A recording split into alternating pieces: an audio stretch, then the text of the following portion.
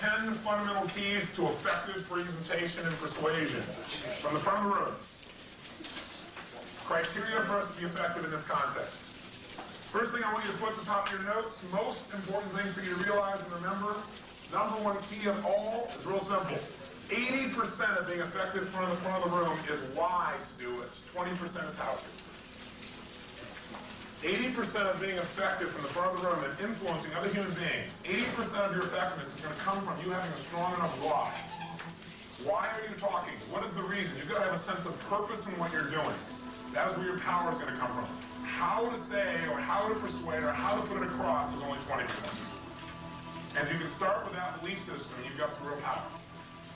Because one of the things that I do whenever I go, I believe that of the 10 keys, the first key to effective presentation is belief, period. You can give me somebody who's much more articulate than myself, much more articulate than anybody else, and we'll blow them away. I can take somebody who's got more belief and blow them away from the front of the room. Because it is that power of belief that what you're saying has some kind of meaning, that it has an impact on somebody's life, that gives you that spark that gets through to other human beings. So I don't necessarily think about what I'm even going to say or how I'm going to say it a lot of times. What I know is I know what it is I have to get across, and I make it so important inside of me that I just know it'll come across. And I'm not worried about this word or that word. I don't have all that editing going on. As a result, I can stay with my audience. But inside my head, and I'm going, oh my gosh, am I doing this right? Is this coming across well? Once you start doing that, you're in trouble. So the core belief you've got to realize is you can't fail from the front of the room. That's one core belief. The other core belief is that if you've got a strong enough reason, all that matters is that you get the message across. If you do that, you're going to become articulate at times anyway, and people remember those things. When you weren't so articulate, they're not going to know that. They're going to remember your passion, they're going to remember your power. So the biggest challenge, I think, in public speaking is somebody who's like trying to say just the right word at the right time. Because then what happens is they go, which one, internal or external? Internal. I have no internal dialogue when I'm speaking effectively. Zero. That is my power. I am totally in uptime. I'm outside here. Now, I can't pause for a moment if somebody's writing notes down. That's when I might pop in my head for a second and think of something. I see you writing your notes, boom, you're off for a second, I'm going to go grab inside my head for a moment. But 90% of the time, I'm out here with no internal dialogue at all. When I'm in trouble, quote unquote, like when I feel like I haven't done a great job, other people say, boy, you did a great job inside me when I'm not satisfied. It's because I don't have that spark or power, and it's because part of me was inside here. Something's going on, and I start talking to myself. As soon as I start talking to myself, it's over. What I do is I see, feel, and it goes. Right? It's an instantaneous thing that comes out of me, but it starts with that core belief. So you've got to learn to adopt that. So how do you adopt a belief that's going to support you? Remember, we said the way to get a belief is you got this table, and the way to make sure the table feels solid is you got to get some what? Some legs, which are called what? References. There's one R in references. References. Okay? And we want to get as many of those as possible, and that's what you're going to do through skill notes. We're going to get you up with small groups of people, right? About 40 people. Give you a chance to do something over and over and over and over again. And that's also how you get good at something, right? You don't just do it one time. You know, stuff that I'm doing in certification, sometimes the very first time I've done it, so it may not be as elegant as if I do a mind rev. A mind rev is wired, right? I mean, I have nothing wired because I've done it enough times that I know what I'm going to say. I don't think about what I'm going to say. I focus on how I'm going to say it. So certainly may not be as wired as far as that's concerned, but what I make up for in not having clear what I'm going to say exactly or how I'm going to put it across or maybe the funniest way to do it, I make up for that with intention and intensity and knowing how important it is when I'm sharing with someone. So you got to come from that place. If you didn't do anything else but really adopt that belief that you can persuade anyone because what you're sharing is important to you and you know it's important to them, if you can come from that place, there's very few limits that you can have. The other belief that you might want to adopt, that's still part of number one, is that people want to listen to you. See, if you get up there and you're thinking, gosh, I don't know, what if they don't listen? What if they don't pay attention to me? If you have that thought in your mind, first of all, you're internal, you're not external. Second of all, you're going to project that. You're going to be tentative. You're not going to have the same power. When I walk in a room, I'm thinking, I am powerful. That's my belief before I walk in there. I am effective. I know these people want to hear what I have to say. And I've done that in places where they didn't want to hear what I have to say. But I know inside, they may not know it yet, but they need to hear what I have to say, and they're going to want it once they know. When I worked with Ken Blanchard, one of the things that I did is I modeled some of the strategies, and Ken is one of the most likable people that you'll ever meet.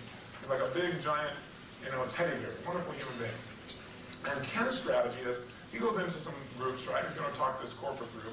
Before he walks up there, what he does inside of his head is he imagines what these people are going to look like when he's done. In other words, if you walk into a lot of groups, what happens for the traditional speaker is they don't have a lot of belief in who they are, what they're capable of anyway. They don't have any attention, any power.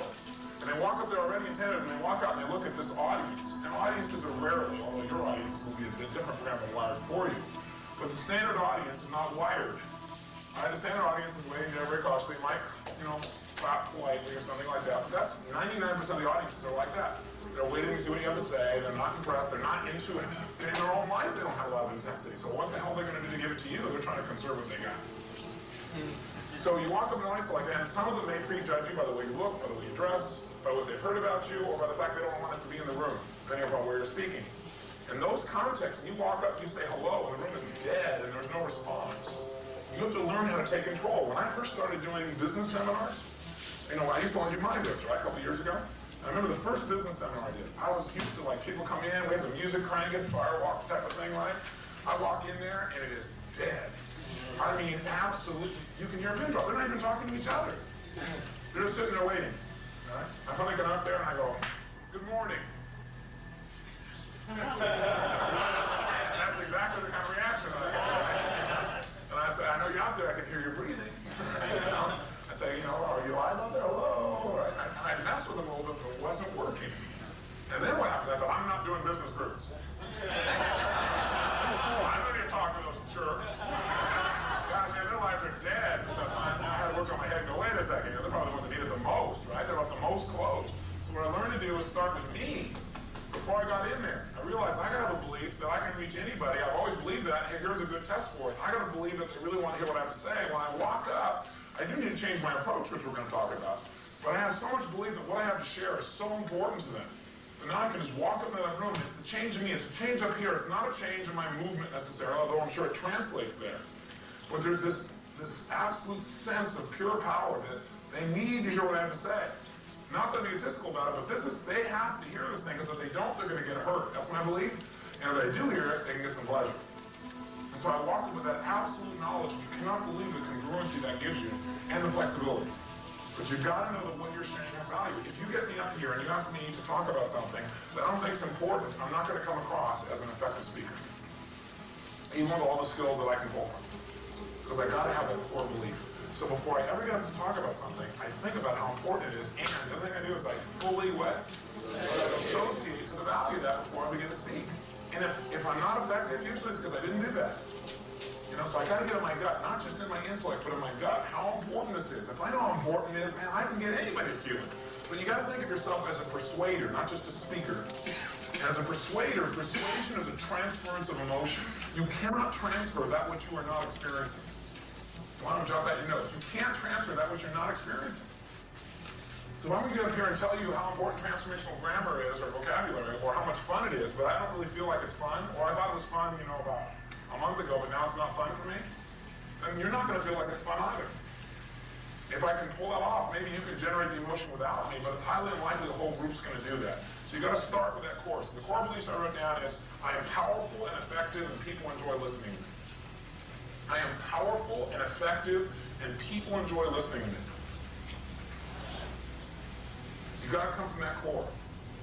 Now you may say, but Tony, but I've never really spoken public before and stuff. That doesn't matter. See, remember we talked about competence the other day? I said, I know I'm competent because I'm capable of doing something, not because I've already done it. If I had to wait till I'd already done something to be competent, there are a lot of things I probably never even start. Okay, so you got to assume the role. You got to act as if you were already a great speaker. You have to become what it is that you want.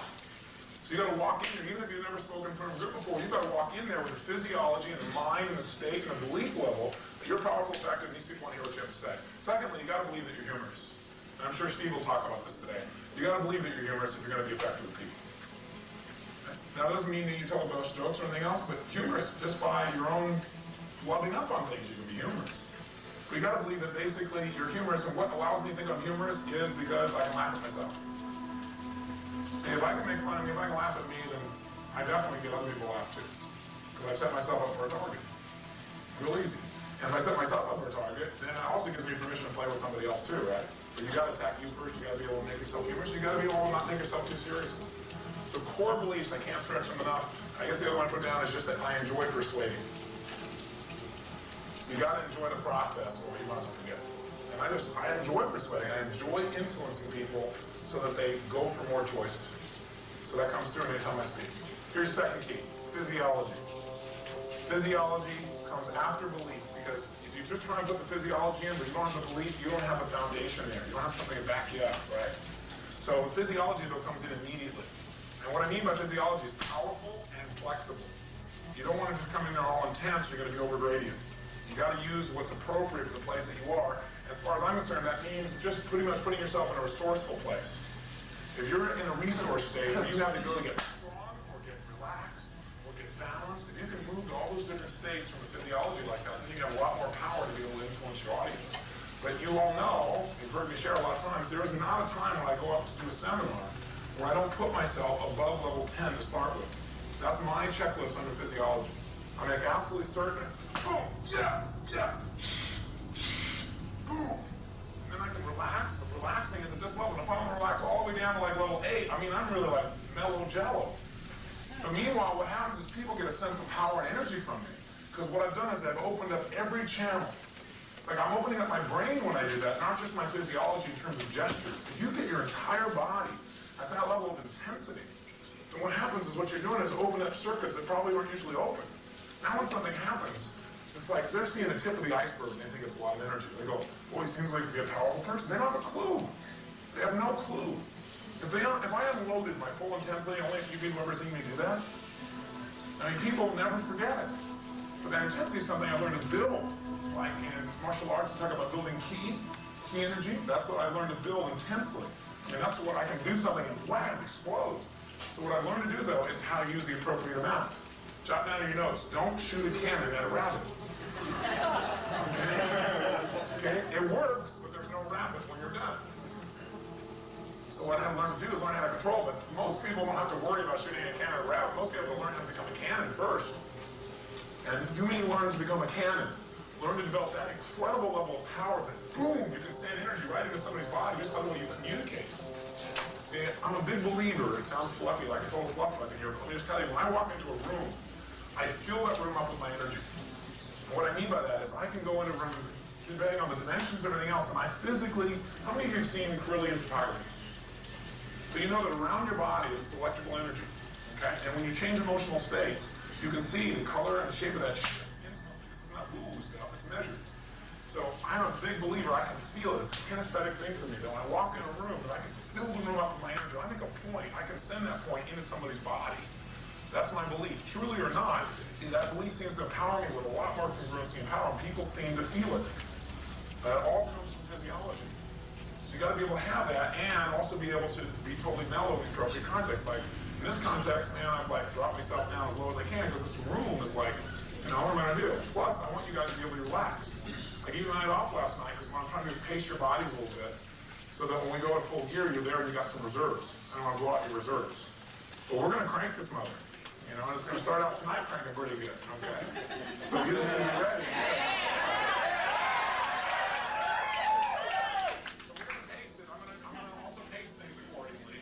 Really be sensitive to that process so that not everybody's been building up ki for a while, and this last year finally discovered that. But at the same time, I'll still want to stretch people so they know what they're really capable of. And most of it starts here. And how much you have in physiology is really up here. Doesn't matter if you got 2 hours sleep or 10 hours sleep. And I do agree, if you're going to go for 4 weeks and have 2 hours sleep, it's not intelligent. And I've done that plenty of times.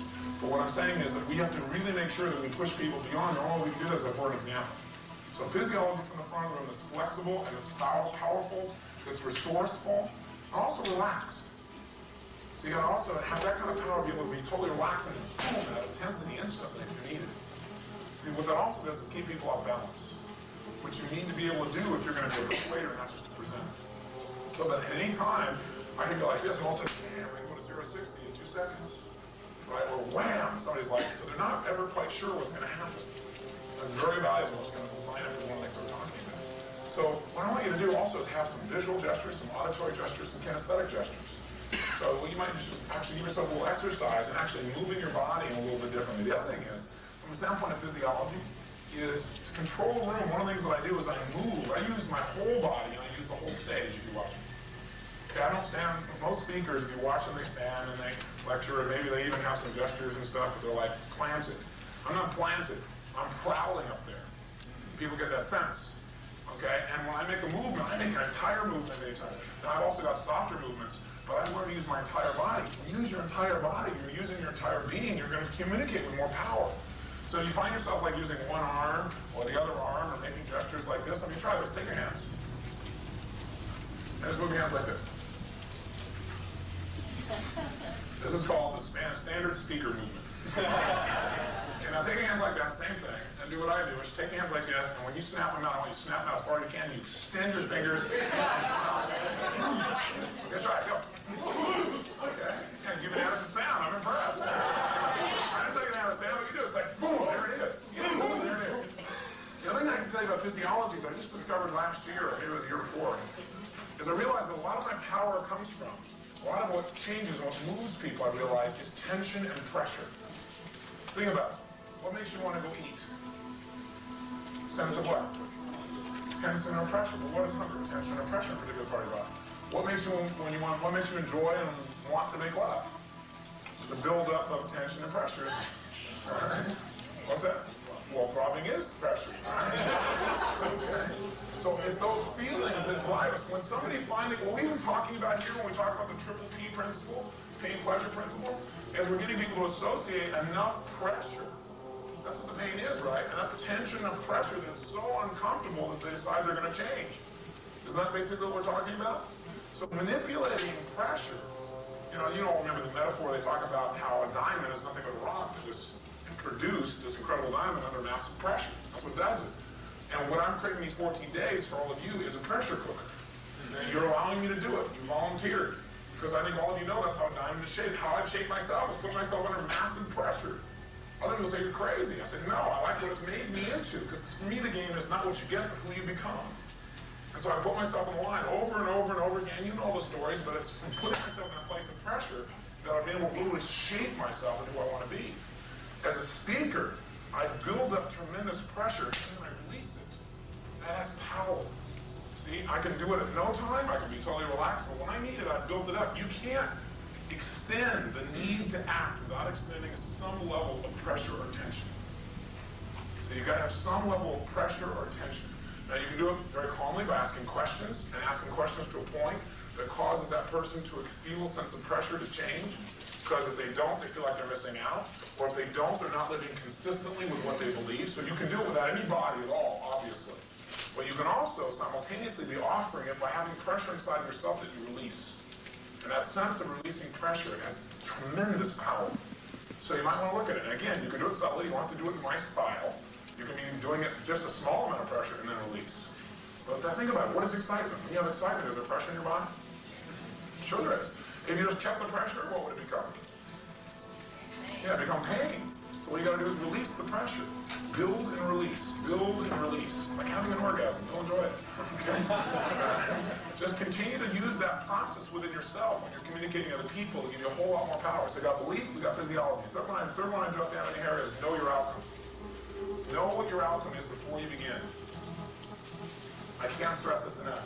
When I watch people from the front room who are ineffective, invariably they're not clear what their outcome is. One of the things that Brandon said the other day that she used on herself, she wasn't real clear what to do. She got up here, and on her way up here, she thought to herself, what's my outcome? Bam, she came across very powerfully. She got clear what her purpose was. If you don't have a sense of what your purpose is, you got a problem. So you got to know, what's the final result? What do I want to come out of this thing? You got to remember, your brain is a servo mechanism. Right? You think of like a missile. A missile knows how to get the target. Even the target moves, because it knows what the outcome is, and it keeps adjusting until it gets there. If you don't know what your outcome is, you've like turned off your servo mechanism. You want to turn it on and say, this is what I want to come out of the situation, period. Now, if something happens and I'm not getting there, I'll just keep changing, but I know what it is I'm going for. I've got something that will pull me through all the muck of what's going on in the moment to where I want to go. If, like yesterday or before, a couple times where I lost my train of thought, I lost what my outcome was. And so then I'm babbling for about 5 or 10 seconds, right? And it irritates out of me. It's like, I need to do that. I need to move out of that. That's because I was processing inside my head, coming up with some new stuff while I did it. That's why you got to stay outside as much as possible. Does that make sense? Or you got to be in a context where you're creating, and that's okay with you, and you set up your audience appropriately as well. But that process of knowing what it is that you want is so critical. So you don't ever want to get in front of the room without getting precisely clear. Remember, clarity is power. The more clear you are on what it is you want to accomplish, the more power you've got. And you're not clear, you're not going to have your power. If you are clear, it's a piece of cake. You will come up with things and resources and metaphors and ideas that you never dreamed of. But here's the problem. Most people's outcome is when they get from the front room is to look good or sound good. That's never my outcome. Or their outcome is to come across well. That's never my outcome.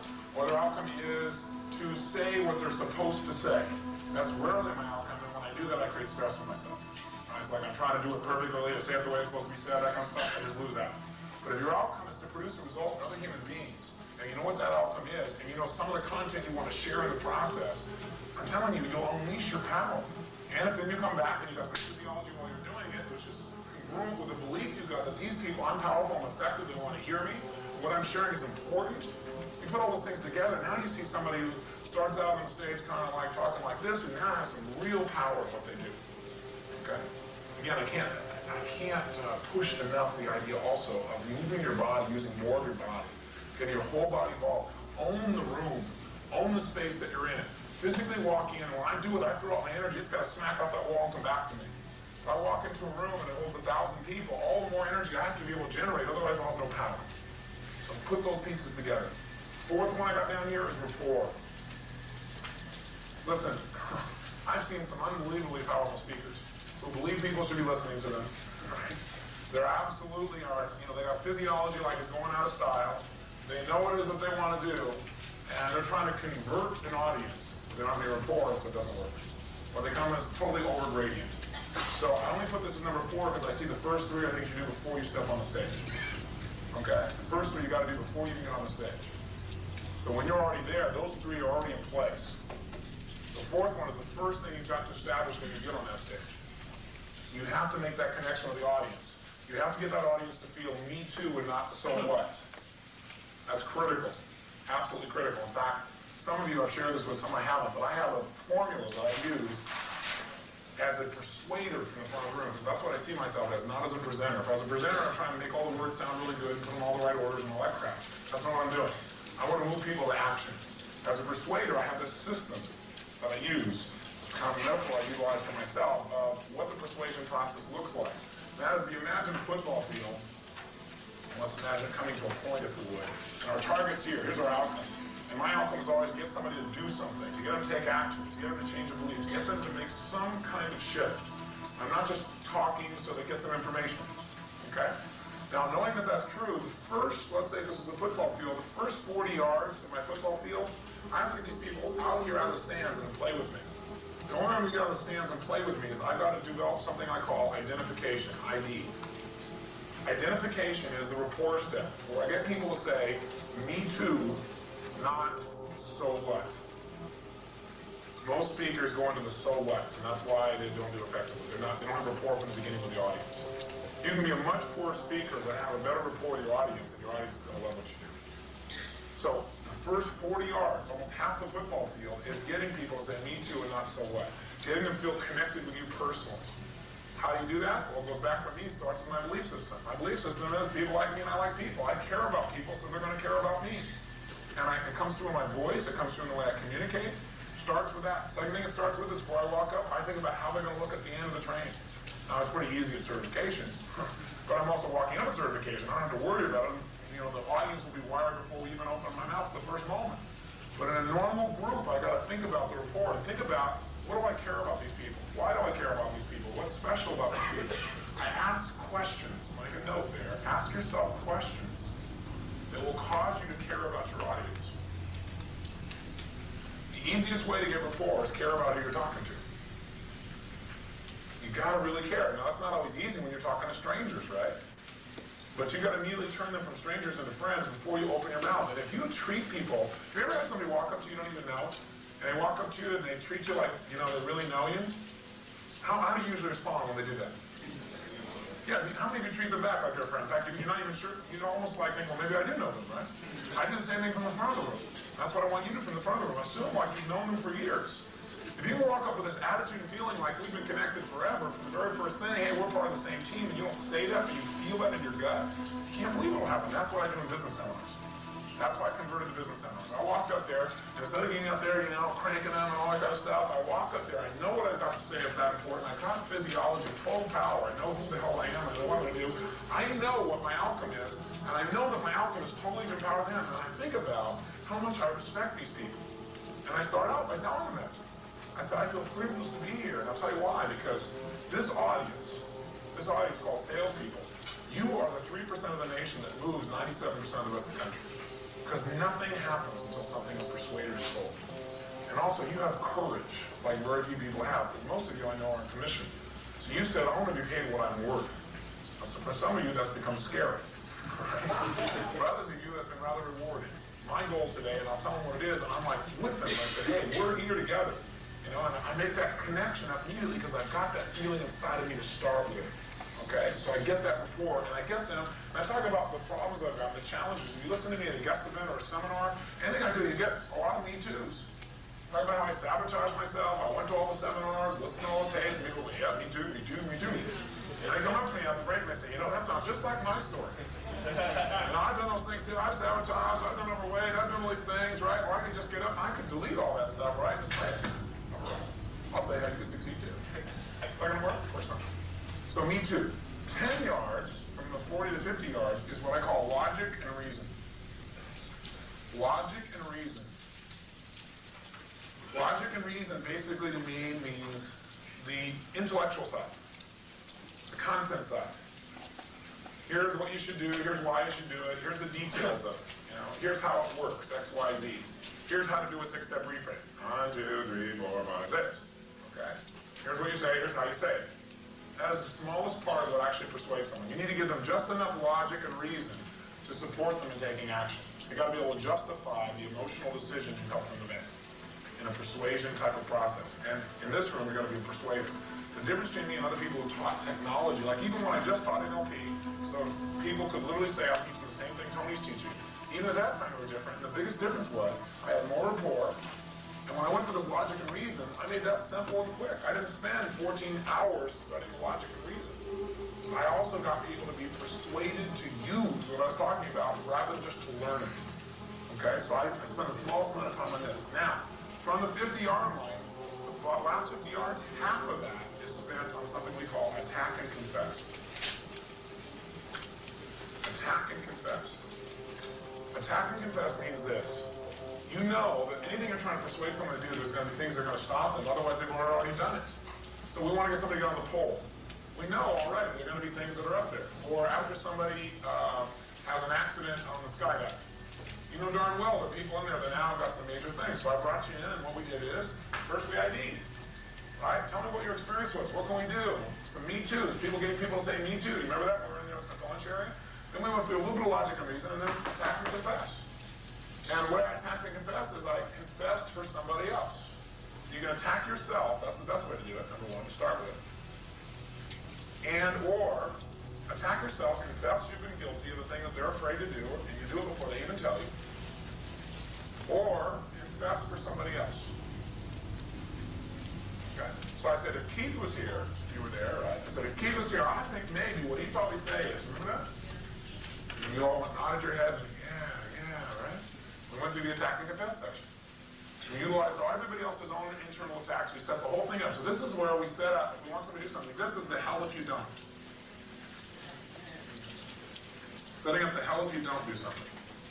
But you do it elegantly. You don't do it by attacking them. You do it by attacking yourself, or by confessing you've been guilty, or by confessing for somebody else. Okay? So I get up and I say, listen, I don't always use this stuff. I screwed up. I've used this language pattern over here, and I've beat myself up so bad, and I've been guilty. But you know what? I'm not going to do it anymore. Because you know what the cost was for me? It cost me this and this and this, and I don't want you to have to experience that. They boom. Last section, well, let's say all the way down to the 99-yard line. We got 1 yard left. But the rest of this section here is called solution. Solution is you say, God, I did this and this, I put it off, I didn't take action, I didn't follow through, but you know what? Finally, I decided the solution. And guess what happened? This is the heaven if you do. Recognize pain, pleasure in here anywhere? finally I did. I put myself in the line. I put myself out there, and I got to tell you what the rewards were. My life changed in so many ways. All of a sudden I had this connection. All of a sudden I felt this love. All of a sudden I felt this sense of power. All of a sudden I could shape my own destiny. All because I did this. And that's what I want you to have the privilege and opportunity to have. I've got that privilege. You deserve it too. Boom. You got it immediately. You're linking what? Pleasure to the process. The last 1 yard line, this last yard, is asking for the action. Ask for the action. And if you've done your job up front, where you got rapport, you taught them the logic and reason, you attacked and confessed, you came up with a solution, then asking for them to take action should be a piece of cake, because they've now linked lots of what if they don't do it, and lots of what if they do. You've done it effectively, and you had rapport, so they trust you and believe in you. You should be able to influence them very easily to take action or do whatever it is you need them to do. This is the process I use over and over. That's what I use in my TV show. My TV show, I set the thing up front here. ID, little logic and reason. There's very little in there about neuroassociative conditioning. In fact, we don't even call it that. Why? Because that's 10 yards of the thing that will happen, and some of you might get all caught up in that and not hear my message. It wants the whole thing. Attack and confess. I tell my story. Here's what I used to do. Here's where I am. I get other people tell a story, talk about how it was, and here I am now, and I get them to talk about the solution. I talk about, hey, here's how my life is. They talk about how their life is, and at the end, we ask for the money. Right? I say, right now it's time for you to take off and make the thing go. And the last thing I say is, design your life now. I'm going to get my helicopter, and we're out of there. I have a little note there that says, come fly with me. That's in essence what's under there, right? This is the process. Most effective direct response television show in the United States. Nothing even close. We're outproducing anybody else by 3 times. Right. Yeah. This is the process. Rapport is critical. Make sure you think in terms of rapport. You think about your audience, how you care about them. Also, my notes here I put down, make sure you learn to speak visually. That's nice and incongruent, isn't it? Auditorily. Kinesthetic. You want to be able to move with all three moves. So that when you're talking, you get intense. You can also drop right down. You can enter the room. You can pop back up. The ability to go into all these different modes at any moment in time, depending upon what you want to accomplish, is critical. So being able to have that kind of flexibility in yourself, that in a heartbeat, you can instantly shift gears. Now it's true, when you're talking about things for the first time, right, you're first starting to learn how to articulate something, it's a little more difficult to also simultaneously learn to vary and everything else. That's why you're going to go to, like my one day, after a year and a half now, it's wired. I change a little piece here and there, but I know exactly, I've tried things and I know what works and what doesn't work. My body stores anything that works. The way I told a joke, I tell the same joke, I tell the same story, and I notice a slight change in the inflection of my voice takes a totally different emotional response. My brain locks in onto that. But it takes all those trial and error presentations to learn those hooks. And once I hear a hook, I hang on to it, I grab onto it. Right? I do another one, I get another hook. And after enough time, I got so many hooks, I got a presentation that's phenomenal. When I'm doing something brand new, I may not have the same level of quality, but I'm not worried about that because I'm still coming from my core belief. Okay? All I want to know is, can I influence? My job is to be someone of influence. I can get you 1 million people who can inspire people, make them feel real good and never do anything. That's not my goal. That's not my goal for you as a trainer.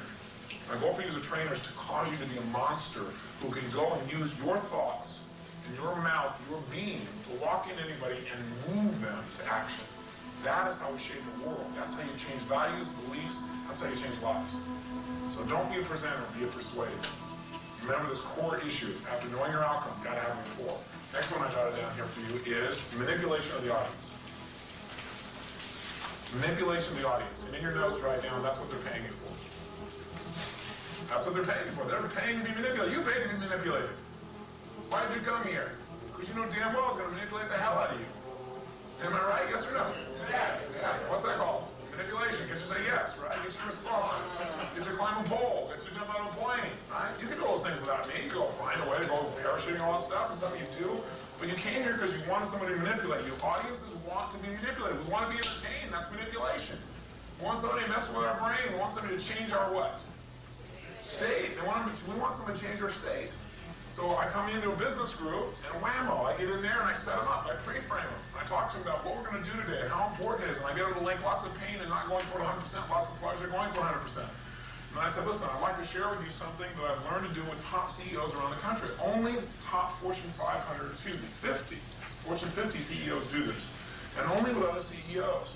So I should warn you in advance, it's like really conservative. So if you're like way out there, you probably won't like this. But if you're like a real conservative person, you'll enjoy this process, and it'll make you much more effective in getting most sales meetings. Would you please stand up? Bam! Instantly, I got them responding to me. I got them. I'm telling them to stand up. They're responding. I start out in the very beginning, and I take control of my audience. One of the first things I do. If I can take control of the audience in the beginning, I'll have control in the end. If you don't take control in the beginning, you won't have control in the end. Now, notice I put rapport before I said manipulate your audience.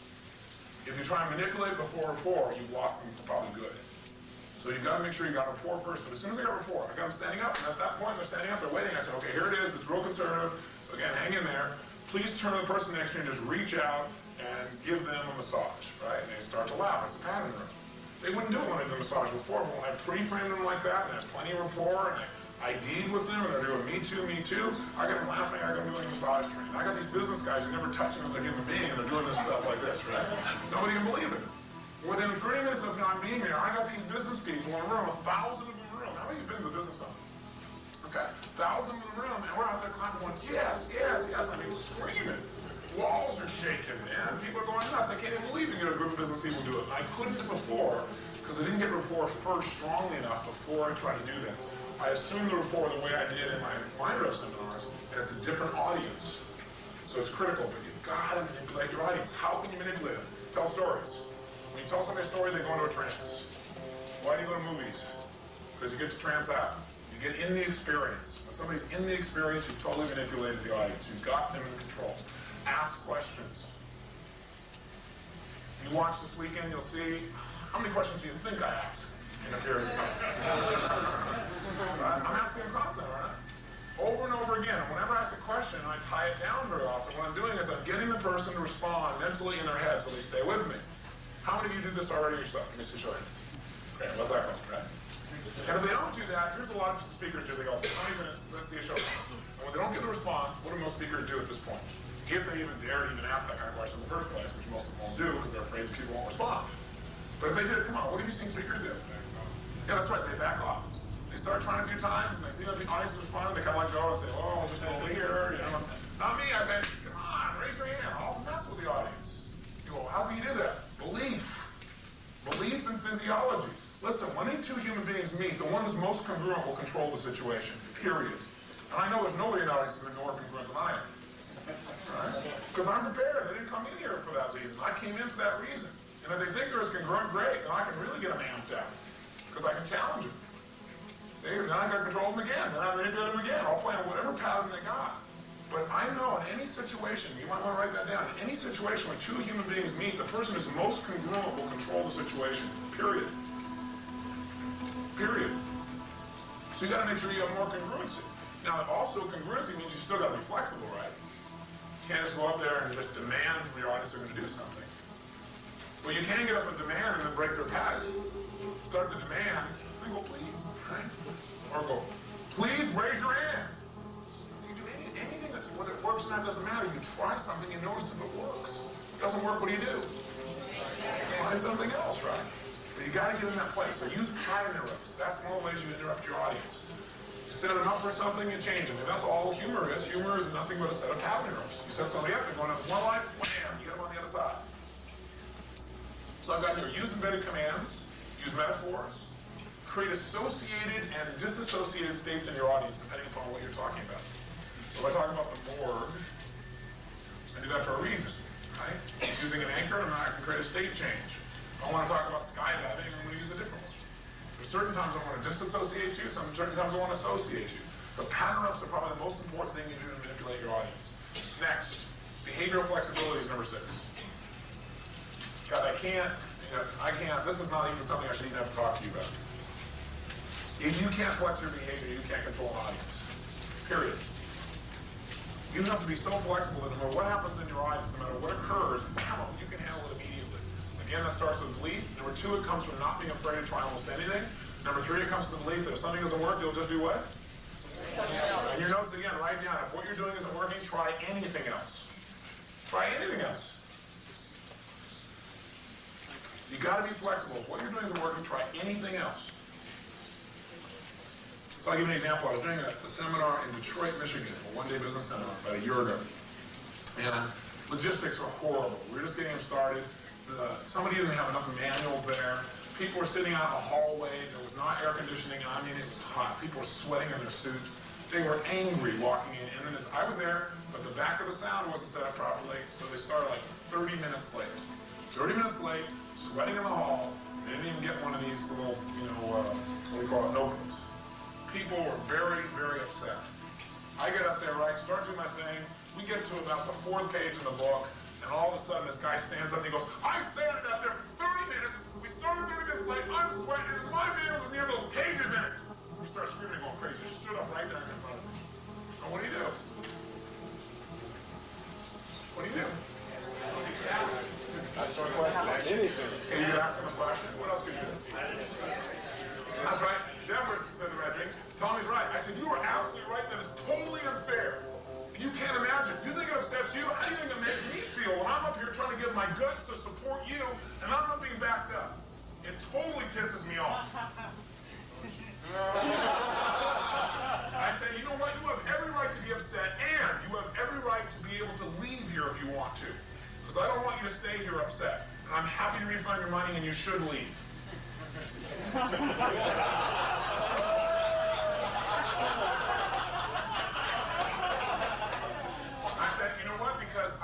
I'm trying to support a lot of these other people. I don't want them to be interrupted. You have a right to be upset, but I can't let you interrupt them. So I suggest that you leave and we'll give you your money back, and I apologize. He said, well, I might stay. I said, no, you won't might stay. You're either going to stay and play full on and be happy, even though you're sweaty. Or you can leave now because I don't want to be unfair to you. How's that for a nice because, Frank? All right. Hey, right? Because I don't want to be unfair to you. So you're here to play? And the whole audience, by the way, started laughing hysterically. Because my response to them, they're expecting me to like back down or go, oh gosh, or me to say, I'm really sorry, sir. Or say, you don't have to be that upset about it. Or like play games with him. I totally broke his pattern. I responded in a way nobody expected. They're laughing hysterically. And now I have the audience on my side, right? They're all giggling and stuff. Push that down, so I'll take it anyway. Okay. So what you got to be able to do is come back in a way that people don't expect. Behavioral flexibility really means having nonlinear responses. And nonlinear responses, linear response is X, A happens, then B, and that means C is going to happen. Somebody's going to be around me, A is going to happen, then maybe Z is going to happen. Right? They don't know what to do. Keeping people off balance is critical to a certain extent. Now, you want to have a certain amount of flow, otherwise you have something that just jars people so much that they can't take it or they live in a trance. There are places in your presentation where that may be useful. But what I'm saying to you is you've got to be able to totally flex with what's going on. So if I come in, I got real intense with him, by the way, and he got even more intense, what do you do then? Get even more intense. You get even more intense, okay? Yeah, and see if you can reach threshold and get killed. Try something. But I might change the approach. Remember how many last year, remember there was a lady with short hair. She was in the front row. She was one of the people that the first day, she came up to me screaming in my face about not having a room. I mean, she was so vicious. And I just turned to her and I said, listen, I want to support you. If you don't want to be supported, then I'm happy to have you go. I don't want you to go. I'm happy to have you go. She just, don't use that NLP shit on me. I started breaking her pattern. I said, I wouldn't dare use that shit on you. You're using it on yourself. And so I messed with her. So I break her saying a little bit of stuff. But then if you remember in the big room, like 4 or 5 days into it, she stood up and said, like, I'm not getting her, this isn't working for me, or something like that. And I went over there and I got in her face. Right? And as she got back, and I got back, I was like, boom, boom, boom. And there was a point where I amped her and amped her and amped her. Right at the moment where I amped her, I stopped and I reached out and I gave her a kiss. You know that? Yeah. She didn't know how to deal with it at all. Had no way to deal with it. Because I set her up one way, and then when I saw that that wasn't working, I decided, I made the decision, okay, I'm going to switch. But before I switched, though, I want to have more of a pattern. So I pushed her even further. Right when I got her right at threshold, wham, snapped her in another direction. No way to deal with it. So think about it. Same thing you remember with Claire? Yeah, how could you forget? With Claire, we're going back and forth, and I got intense with Claire, and he got intense, and back and forth, and I played with the intensity, and I started messing with the thing. And finally what I had to do is I started pouring him down, got all the way down around there, and where did I stand? Stood next to him, and then I stood on the side of him, right? And then talked about that piece until I got totally enrolled in what I was doing, got real soft, breathed, from around. Okay? But you got to know, some people can do that, but that's not going to change. Some people got to get like this. You got to have enough variety. You got to constantly be flexing. Something doesn't work, change. I don't care what it is. Change. some of you know the story I've told. It was one of our intense experiences I had when we were involved in Cernity in America. It was a multi-level marketing organization. We got involved because we believed 100% of the principles. And the founder of the company was a phenomenal man. And his name was David Allen. And I really bonded with this guy. I really wanted to support him. I went around the country and did speeches to support what they were doing. And the organization, David Allen was a black man. And the organization was about 60% black. But when I say black, I mean militant black. Not like, I'm not black, white doesn't matter to me. But to them, black meant something different. And a group of them invited me to come speak, but see, they were told by David Allen I was the most powerful speaker they'd ever seen in his life. And so they assumed I was black. So I walk in, we're talking militant, we're talking about a value system, we're not talking color now, we're talking about a value system of people who make black something that is totally different, and if you're white, that means pain, right? And if you're black, it means pleasure. So I walk in there, right, to speak. There's not one white person in the group except me, and I walk up and introduce me, and the audience just freaks. I mean, they can't even believe it. I start to speak, and I'm not quite sure why I'm getting this response, and I'm finally getting a clue in my head, right? And then as I'm talking and doing this stuff, right, finally, somebody stands up and says, "How come you always use white examples?" And I said, "What?" And as it came to be, they try to position me as only, you know, making this. I talked about the white knight in one of my metaphors. Real brilliant. Real rapport builder, right? Anyway, long story short, I finally, as the group got bigger, we went to the afternoon session. We had a bunch of other people in as well. And I just totally broke the pattern. I've used it now about 2 or 3 times since then in similar situations. But now what happens is I have a mixture of white and black, but primarily black. And I'm talking along, and somebody gets up again and says, "How come you keep using white people on stage?" And I just go, "Well, I could have thought, you know, I haven't been watching colors. I've been like, you know, one for you, one for you. I've been doing that." And I said, "But this woman who stood up, she goes, you know, what am I, a honky?" I had her on stage doing love strategy. And so the audience is like, and it was like one of those little tension things. I said, "You know what, guys?" This one person was like totally in my face. I turned and I said, "Sir," I said, "you know what? You won't believe this, but I actually care about you. You know, I know you don't believe that because I'm white. Of course, white people couldn't possibly care about someone whose skin is darker than yours. And I know you couldn't possibly care about me, but maybe you even do and don't know. Who knows?" So what am I starting to do? Put them in a real life what? Trance. And I say to them, I say, "You know what? As long as I'd like to help you, and you may not want the help, but I want to offer you something. As long as somebody can turn to you, and by their skin or by what they say, take control of you, and what happens is you never will be free. Your issue is freedom, clearly. As long as a man can look at you and say, 'nigger,' the whole room went, as long as somebody can do that, as long as somebody can call you nigger and get that kind of response I see in you right now, when you're ready to explode, then what you've done is given that person absolute control of you. You have no control in your life. You are still a slave." I said, "You are. Well, you're being enslaved by you and nothing else." And I said, "I'd like to have you be free because I'm free and I'm white. So why don't you pretend that we're going to get you free right now?" And I suggest here's the way to do it. Everyone stand up. And I'm like, "You people." I said, "Stand up. Come on, try something with me. Trust me just for a moment. Pretend I'm black." I get them to stand up, right? Now they're all standing up. I said, "Now you guys just do what I do just for a minute if you really want to be free and if you want to have some fun. So let's try this." I stood up and I said, "Okay, follow me. Do what I say what I say, move the way I move. I'm a nigger, you're a nigger. Be a nigger too, be a nigger. Ooh, be a nigger." The audience is like, but a few of them are going, "I'm a nigger, nigger." I said, "Come on, let's do it." And I got a big smile on my face and I got outrageous. And pretty soon, right, I got about half the audience, white and black, maybe 2/3, going, "I'm a nigger, you're a nigger." Right? And pretty soon, these other guys are like this, start laughing. As soon as they do it, I go, "Come on, try it. You know, come on." By about the 3rd attempt, I got them all going, "I'm a nigger, you're a nigger." And what I got to do? Laughing, giggling, saying, "I'm a nigger." What I'm doing? Changing the what? Anchor. Changing the nerve association. Then I say, "Okay," and they're all giggling, right? And they're looking at each other going, "I'm a nigger, you're a nigger."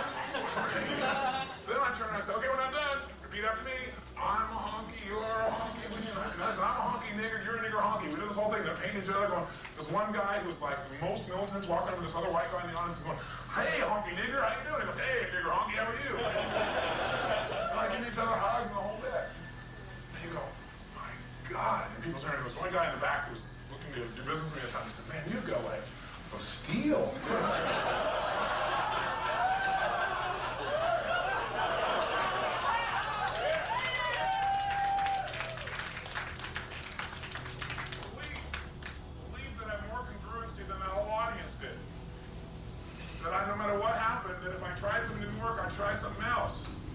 If that don't work, I try something else, and eventually I get through them, and I don't have to reach everybody either. But I'm going to reach a core group of those people no matter what. See, that willingness to absolutely flex. See, that's flexing, right? That's definitely flexing, and it also leads into my next one. Number 7, challenge your audience. Challenge your audience. Everybody wants to be challenged. We want to be challenged as human beings. That's how we grow. If you sit there and let your audience sit on their duff, that's your problem, not theirs. But what you want to do is get them challenged. Challenge them with questions, challenge them with statements, challenge them to take action. Put them on the line. See, that's the process that really gets people to respond. Human beings respond to challenge. Without challenge, we get weak. With challenge, we get strong. So I'll throw down the challenge. I'll throw down the gauntlet. And I'll show that I'm willing to do whatever I ask. I'll put myself on the line first so they know I'm not just asking them to do something. But I'll lay it out there. And that's basically what I did that day, right? I challenge the audience. Say, come on. You know, are you strong enough to get up and do this? Are you flexible enough? Are you outrageous enough? Are you free enough? Or do you have to stay there in your own prison right the way you are? Not smile, not go for it, not do anything. And you didn't put, prison happened a long time ago. You didn't decide on it. Why not decide right now to do this? Challenge, challenge, challenge, challenge. That is power. But challenge and show you're willing to do whatever you're asking for. Whatever you want them to do. Show you're willing to do the same thing. Show that you want to do it first even. See, firewalk code wouldn't work very well if I did this whole thing in the firewalk, and at the end I said, okay, who wants to go first? I'm not doing it this time. You know, I have to be the first one to walk every time. I have to get up there and do it, otherwise it doesn't have the congruency. Set yourself up in that way and make sure you challenge them. Ways to challenge them is ask questions. The other way I challenge people, I put down here that I was thinking about the other day, is I direct portions of my talk at moments to direct individuals. Okay? So as I'm talking, wham, all of a sudden I make eye contact and I stay with that person just for a minute. Get strong with that person just for a minute. Right? Make the connection with them. So if I'm asking something, let's say I'm making a particular challenge, I'm saying something like, hey, are you willing to be free now? I'll look at one person right there that I think wants to be free, or I want them to be free, and I'll direct right at them for that moment. And I'll lock on. So that's another way to challenge, is actually taking one individual at a time. It'll give you more power. Okay? Next, energy. Energy is critical. You gotta have dynamic, powerful energy. You gotta be charismatic. And all charisma is power and energy. Your ability to move in a way with absolute total congruency and intensity. It's not just, you know, having this floppy little energy popping out of you, but punctuating what you do with some intensity. That will give you that. If you can constantly have that level of energy, what happens is you scoop up an audience with you. But you got to have that. Again, the only way to have the energy is make sure you start out with it. Before I walked up here, I didn't have this level of energy, but when I just got up here, before I walked on up here, I stopped, put myself in state. As I'm walking in, I start moving my body in a way where I'm ready. So by the time I get up here, I can kick right into high gear. But you got to realize 80% of charisma is energy.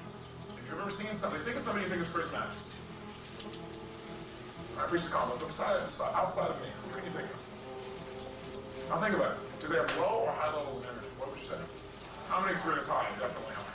I can't think of anybody that has a tremendous amount of charisma. Let them feel a sense of energy. Even if they're kinesthetic in their delivery, there's a sense of energy that's coming out of them the whole time. It comes through in their face and the way they express themselves in their eyes. It's punctuated. I'm trying to think of a gentleman. Who's that gentleman who's super articulate? William Buckley. You ever watch William Buckley? He isn't talking loud and fast, but he still has that energy, doesn't he? And what it is the energy, he's got a certain amount of tension in his body, and he releases it, and he releases it subtly with a smile, with his eyes, or whatever the case may be, with the tone of his voice. He punctuates it, but there's an energy there for him to do it. He isn't just at a normal level like this, and talking like this, and moving and communicating like this. You got to start at a certain place, and then again express it. Go back to the pressure point we talked about. The last 2 points that I give you the most important. Next one is utilization. Utilization is critical. Most of you have gotten very good at this. Our trainer staff are fabulous at this.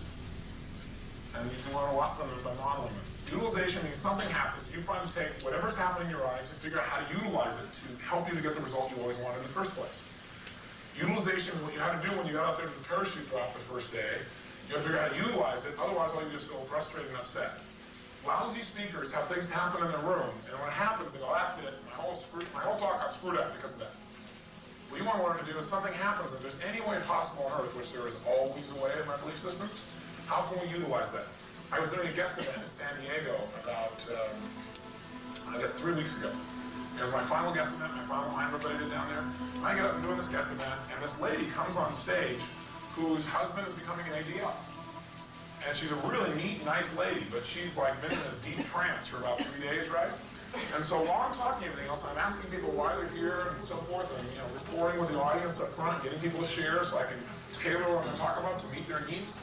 She raises her hand and talks about she has this fear of public speaking, and her husband's going to become, a speaker now. She didn't say ADL, right? Thank God, because the way she was communicating was real powerful.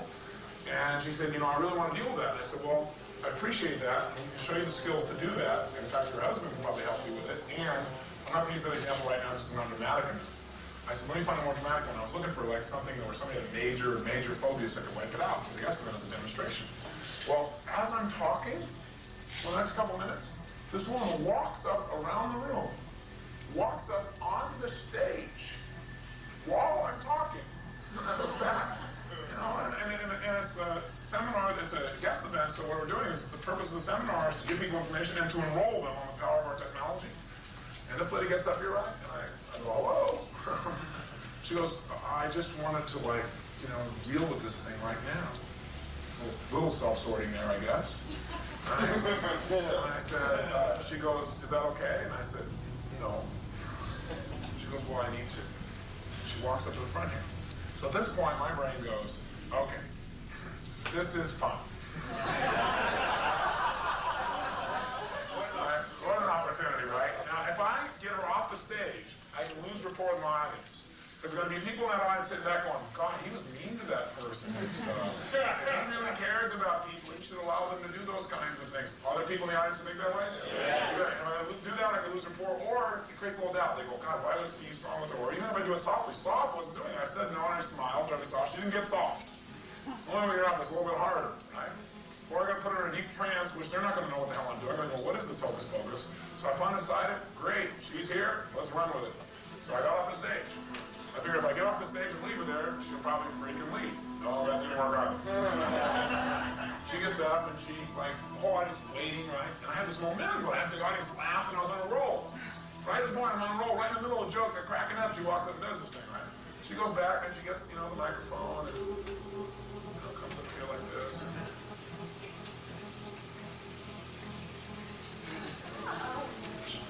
The whole audience is going like, come on. I said, so what is it you want? What's your outcome? She goes, just this. I said, what's this? She goes, well, just connect with the audience. I said, this is called boring audience. And the audience laughed, right? Everything else I said, what's your outcome? What is it you're trying to accomplish? She goes, I just want to feel connected. I just want to feel connected. So she just stood up here. She goes, I've in my life always had fears, and it's been really tough, and so this is really a stretch for me and stuff, and I'm now becoming an ADL.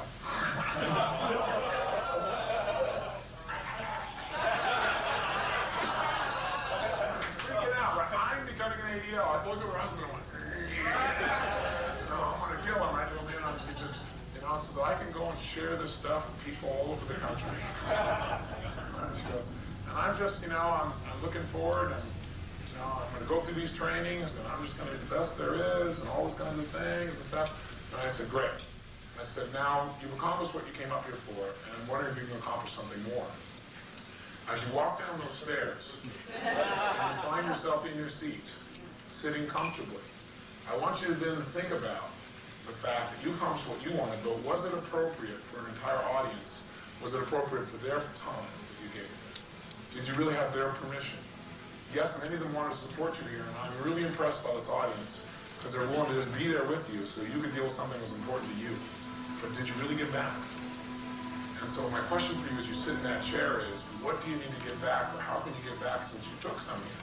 I know some people are willing to have you take. They're willing to give to you. Others may not be. Now, when you think about how you're going to give back as you find yourself back in your chair. So she thanks and wanders on off in a trance, right? And the audience kind of claps, kind of funny. And so I get up, and the energy's just like, up here it is. Right, it's on the ground, and I go up and I said, so, let me ask you a question. What would make somebody do something like that? Well, that's what I did. I totally changed the frame. Because I knew that's a question they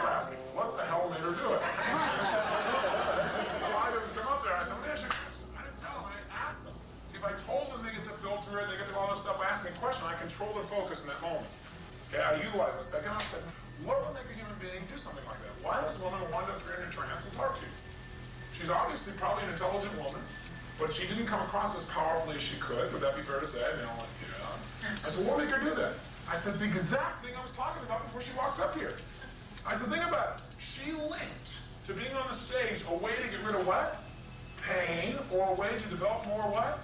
Pleasure. I said, that's exactly what she did. And it's kind of weird, wasn't it? Right? And boy, they're going, yeah. But I said, you think that's weird? And then I deframed it. I realized, I said, you think that's weird? I'll tell you what's weirder. Somebody gets a little tension in their life and then they go eat. That's weirder than walking up on a stage. Or somebody goes out in their life and don't feel good and they jam some drugs in their body. That's a hell of a lot weirder. Or somebody gets all upset and they blame it on their spouse. The next thing you know, they're divorced. That's weirder. How many of us have ever been that weird anywhere in our life? Boom. I don't realize anything. I said, so humans are weird. We all are weird at times, right? But we got to learn how to make less of our life weird, except when we want it that way. We got to learn how to make these changes. And then what happened? People came out and said, God, that was the most powerful demonstration I've ever seen. So that was so amazing because I realized that what she did is like what I do in my life over here. It's like, you know, before that you were saying it, but after I saw that, it was just like so incredible. So utilization. Would I put it up there again to make the point? Of course not. But it came out of a situation where, wow, I went right back to here with the audience and I utilized it. I'm not saying encourage the interruption. I'm saying when it happens, make it part of your presentation. Find a way to make it part of it. I could have gone up there and like freaked out in my mind going, oh my God, she said she was an ADL. This is my organization. She's representing me. Holy shit. I don't want to be here. Do these things. Could have gone up and done these things and said, well, that was an interesting interruption. Let's go on. That worked as well.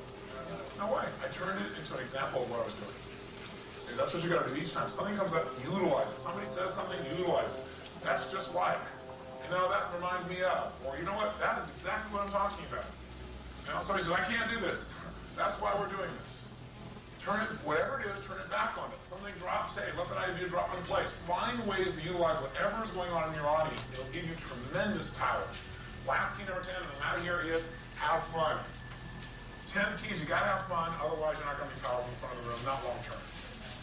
If you're having fun, oh yes, okay, great, we'll show that. Having fun to me is critical. I mean, you can tell the difference between somebody who's getting up there and they just got a message they gotta deliver, and somebody's got a message they gotta deliver, but they enjoy it. They enjoy the sharing. And if you can really make sure you don't ever get caught up in the point where you're stuck, where it's like, this is what I have to do, but you really remind yourself this is what you choose to do, and you think about how lucky you are to do what you do, and you come from that place, and you are playful within yourself, you put yourself in a state of playfulness, that'll come through with your audience. People want to be played with, right? They really do. They don't want to have somebody who just jams something down their throat. You can jam, but you can also be playful. You've got that unique balance of get people to listen and get them to have fun, and people want to be entertained more than they want to be educated. Jot it in your notes. People would much rather be entertained than educated. That's why most people don't make changes. So what I try to do in most of the seminars I've created is to entertain people while I educate them. If you doubt this is true, that people rather be entertained than educated, just go to watch a Grateful Dead concert. Or Bruce Springsteen, or anything else like that. I mean, clearly, think of the thousands of people who show up for that. We have invited people to come to a seminar, they don't show up in groves quite like that. I don't care what the seminar is, they're not going to do it. Right? The highest paid people in our country are not educators, they're what? Entertainers. That'll give you an idea of where we put our value systems. Okay, so what you want to be is you want to be an entertaining educator. Somebody who persuades people but entertains them along the way. Are these 10 useful for you? Yes or no? Yeah. Great. So what I want you to use these as criteria. I've given Bob a series of exercises to put you guys through to help you start embedding some of this stuff, really utilizing your physiology. You're up and speaking. But I also want you in your teams, you're going to have 3 people in your teams, and you're working with your teams, you're doing skill mills, to maybe have these 10 really nearby, maybe write them on a card or something, and analyze. Okay, what did I do? How was the belief level? What was the physiology like? Hey, did the person really know their outcome? How much rapport did they have? Right? Did they manipulate their audience or not? Make sure you start looking at maybe giving yourself a scale of 0 to 10 where you are in those areas and think about, okay, how can it get better? Last thing I want to tell you is this. On the back of your notes or somewhere, just jot this down. 3 major keys that we're going to chunk up to effective speaking are these. Number 1, have something good to say. Steve Perman is great at telling jokes because he's got to be storing them all the time. He's already got something good to say. I'm not quite as good at that. I haven't stored them up. I got to do that. I got to model it. But you got to have something, a repertoire you've already built up. And my repertoire right now is so humongous, I can get up for 30 days and not stop and have plenty of material, right? I mean, I really can. I've built it and built it and built it. I have so much that I know can be good to say. So I know it's there. That's number one. Number two is say it well. Practice saying it well. And you're not going to say it well the first time. So I'm going to do my certification. There are going to be times I'm going to fumble and say, I'm okay with that. But I want to do it enough times, like in a mind river in a one day or whatever, that I know I'm going to learn to say it incredibly well. You know, think of phrases you can use that will induce states. Think of ways of saying those phrases.